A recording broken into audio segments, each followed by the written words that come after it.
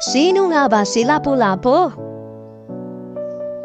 Si Lapu-Lapu ang kauna-unahang bayaning Pilipino. Isang Pilipinong katutubo. Ipinahanak noong 1490 sa isla ng Mactan sa Cebu. Ang kanyang ama ay nagngangalang Cusgano at ang kanyang ina naman ay si Inday Puti. Ang kabiyak o asawa ay si Prinsesa Bolakna. Siya ay naglingkod sa mga kapwa katutubo noong 1521.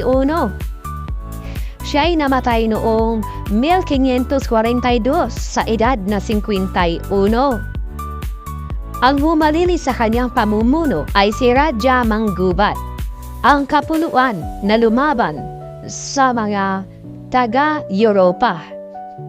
Siya rin ang dahilan ng pagkamatay ng manlalakbay na si Fernando Magellan Magallanes noong Abril 27, 1521. Nagsagupa ang mga puwersa ni Magellan at Lapu-Lapu. Natumba sa lupa si Magellan.